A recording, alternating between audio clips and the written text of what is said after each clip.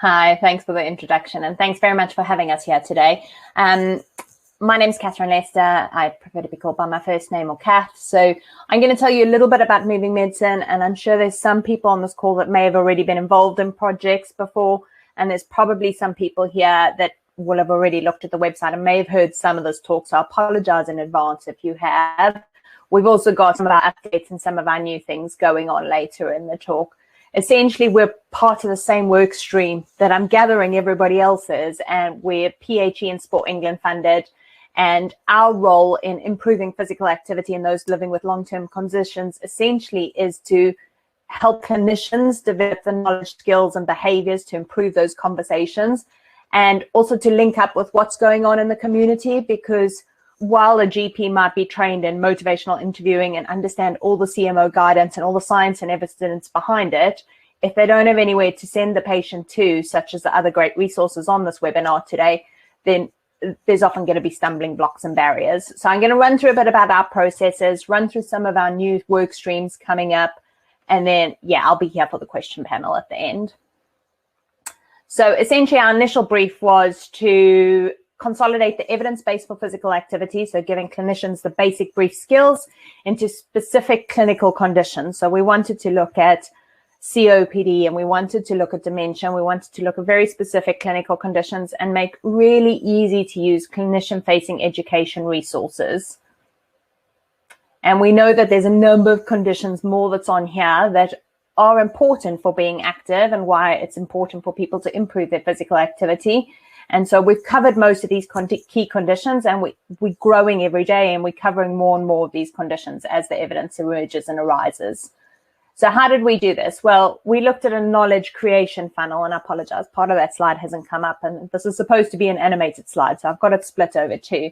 But we looked at the knowledge that was out there, tried to analyze and synthesize that evidence. We got it externally evaluated. We identified what the problems were from literature in terms of the barriers to the consultation, and then we tried to embed this all into a single resource to make it very easy for the clinician to use, very easy for them to use behavioral change theory, very easy for them to translate the evidence base, and hopefully then link on to community things.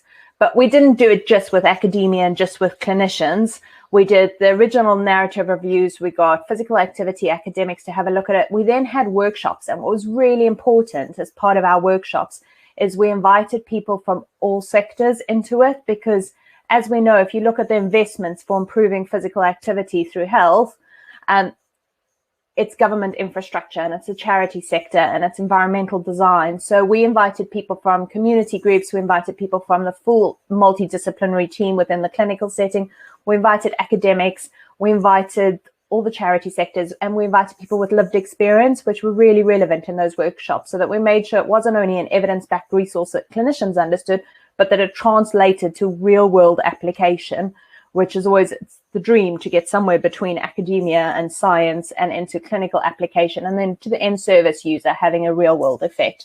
We then, after the workshops, we drafted a test website that went to an online consultation phase. We did an initial pilot project with our inflammatory rheumatic disease, and that went really successful, the consultation guide. So then we went on to develop 9 more, and it's all modeled around the behavior change framework of COMBI. So when we looked at what the barriers were to clinicians, if we just focused on the top 3, anyone who's worked in a clinical environment, particularly in the NHS, but others too, we know that lack of time is a massive issue.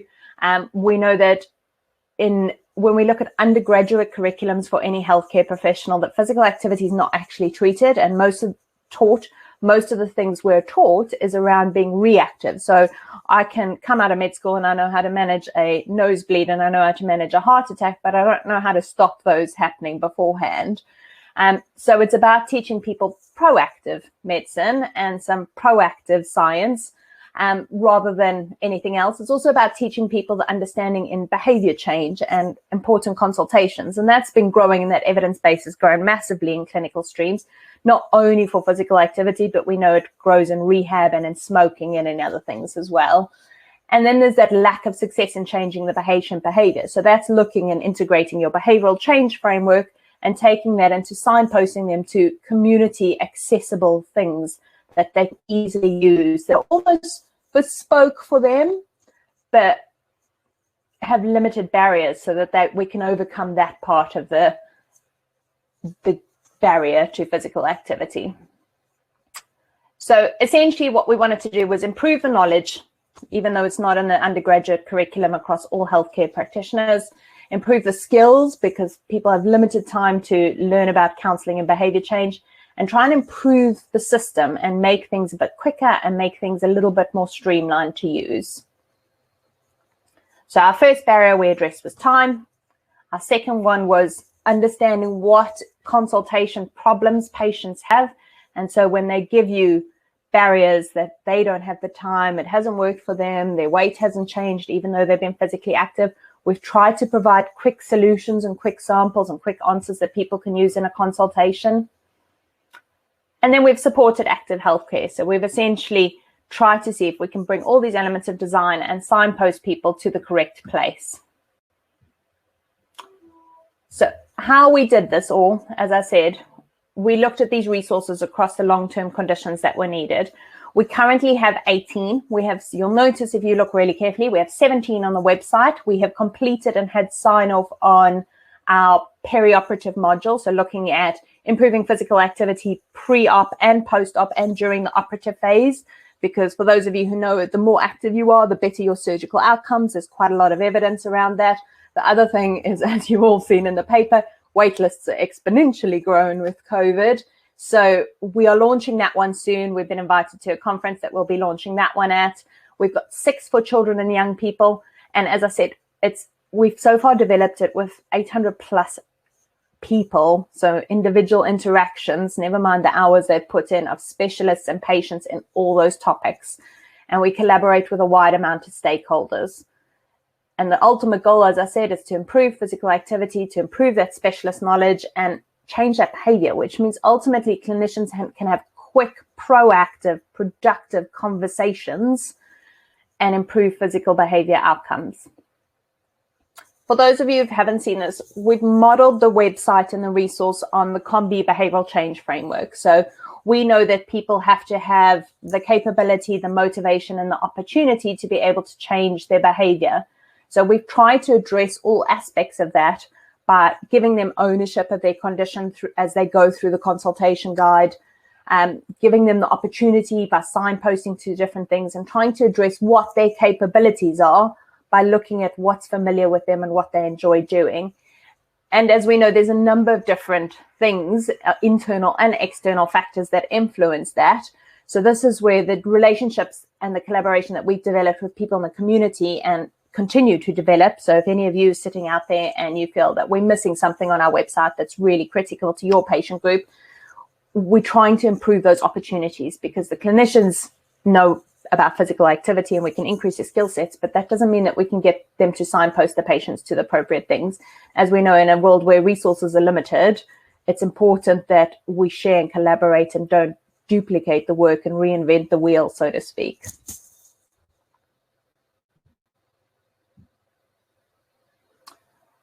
So when we go through the consultation guide, which I'll show you later, what we do is we try to understand the behavior of the patient. We try to identify some intervention opportunities and try to implement those options. And we give very clear instructions through the consultation guide. So most consultations these days with a healthcare practitioner happen with you either in or out of the room, depending on COVID and face-to-face and telecoms. But the clinician almost invariably has a computer in front of them. There's very few that happen in the initial phases without a computer until they get up to examine the patient. So we've got a number of different consultations that they can literally have the computer open in front of them and read through that consultation guide. And this is what they look like. So when you go onto our initial landing page, you can either click on whether your patient or your consultation or your in-service user is an adult, a young person, or a child. This is an example of adult modules. And you can click on what primary condition the patient is presented with. Now, I know one of the limitations is that a number of our groups have a number of conditions and they have multiple comorbidities. But what I'd say is focus on the primary one that they've come to. You can't address, when someone comes to your GP practice or comes to your practice with a problem, you can't address all their problems in the same appointment. So focus on their primary one and you click find and you go onto the consultation guide. The consultation guide then has a landing page, and this is where we've tried to streamline it according to clinician feedback, is that some clinicians, say GPs for instance, have a 10 or 15 minute appointment, where some clinicians, say a nurse specialist or a behavioral change expert or someone in psychology or psychiatry, might have an hour-long consultation. So we've got a number of different conversation points, and we know that we can make an impact based on evidence out there with a 30-second intervention. So we've got the 1 minute consultation, we've got the 5 minute consultation, and the more minutes consultation. And if you click on all those, they'll take you through a series of questions giving the patient ownership and then trying to establish what's important for that patient and try and figure out how you're going to improve their capability and their barriers and overcome the things that are stopping them being physically active. So the first thing we do in all the consultation guides is we ask them permission. And as I say, what that does is it gives the patient ownership and also allows them to say no if they think that that's not a relevant part of their consultation that day and they've got more pressing things to discuss. You can say, don't worry, come back another time and we'll see if we can address these issues at a later stage.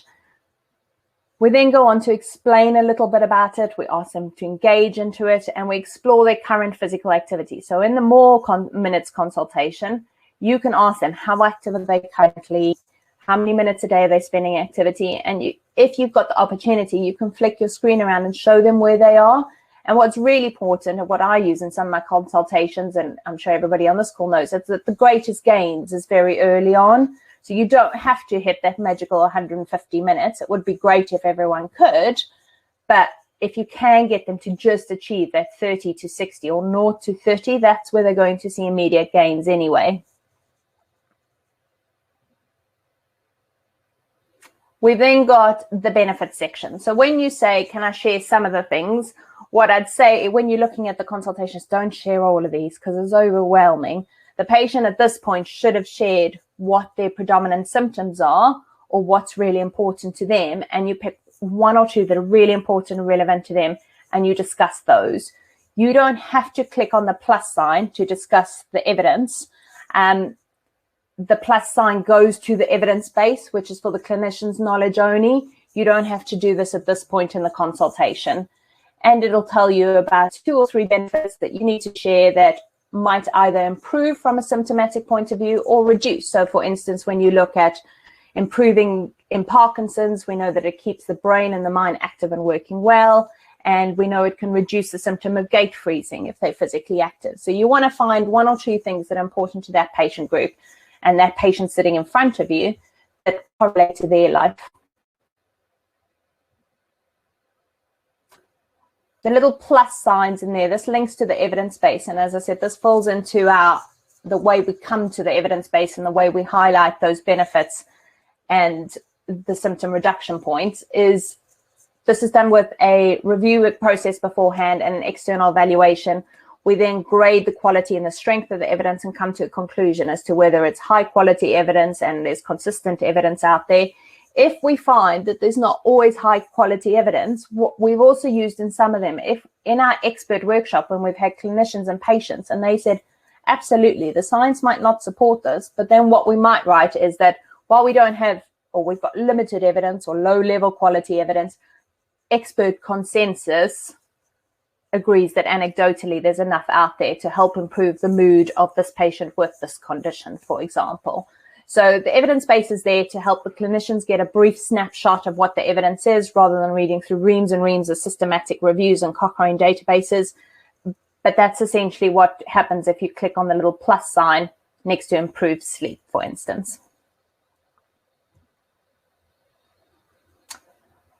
This is probably one of the more critical things because it's easy to discuss the evidence and it's easy to discuss the benefits. But what we found predominantly from doing a qualitative search of the evidence and from the expert workshop is we found the common concerns and the common barriers that the patients may list. So if patients say, oh, I just don't really have the time to do this, or it's not in my culture, or I feel it's going to make my condition worse, for example, in MSK and pain, what we've done is we've given a short summary of what people have said in the past that works with a little bit of an evidence backup, So if someone's giving you a lot of barriers and a lot of excuses, you can try and find out how to address those excuses and try and push the patient a little bit further to try and increase their physical activity levels.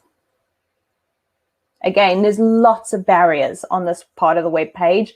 You only need to pick the 1 or 2 that are relevant for your patient.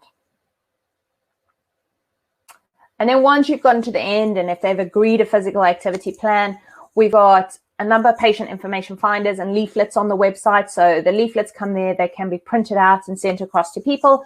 The information finders are where a lot of you in this call come in. So have a look through those. If you think you're not highlighted or addressed in there, we can update. We link through to your resources. So we link through to dementia, we link through to dance sport, we link through to a number of things that would be relevant to that patient group. We're also working on regional microsites, which means that as we make smaller regional things, we can link to regional resources only. Sorry, I keep clicking my cursor instead of the next button. And there's an activity finder. So there's ways people can do various activities. Find and support your local activities. And this is just to name a few, but not everyone, and some people are on this call here today. So we really appreciate our partners, Sport England, PHE, and obviously all the other partners. And we're really keen to continue to collaborate and try and do these things. As we know, time and resources are always limited, but yeah, our partners, we wouldn't be where we are without our partners. I'm going to touch briefly on some of our components which are on there, and some things are also ongoing. These are all on the website and they're available for your information. My time is up in the corner, so I'm trying to speed through a little bit. We have limited funding from PHE. We've successfully collaborated another part of our work stream. So we are in the process of developing 4 new adult consultation guides, and we're updating the evidence base for our original 10, which came out in 2018. In order to be sustainable, what we've created is an active conversations course. So to give people a course relating to improving those physical activities. If you have a look on our website, there's ways to access that. We have a short version, a longer version. The goal is that all that money is eventually making our resource sustainable, so we can keep the evidence up to date and keep it current and keep generating what we think are high quality resources. So thank you. I don't think I was too far off time. I think I was pretty spot on. I do speak a bit fast, so if there's any questions afterwards, let me know. There's a lot of barriers. If anybody feels that there's anything that should be on there that's not, or if anybody feels that their organization would be a good fit and would like to be resourced and signposted, please let us know. Our contact email is on the website. Also a quick punt, obviously we're doing the 10 evidence updates and we're doing the 4 new modules. If you'd like to be involved in any of them, please drop us an email as well, and we can see if we can collaborate on those. The 4 new modules are obesity, anxiety, menopause, and I've lost it. It'll come in the chat, Catherine. You can pop it in the chat. It'll come back to you in a second. Yeah, it'll come back to me. Brilliant. Thank you so much.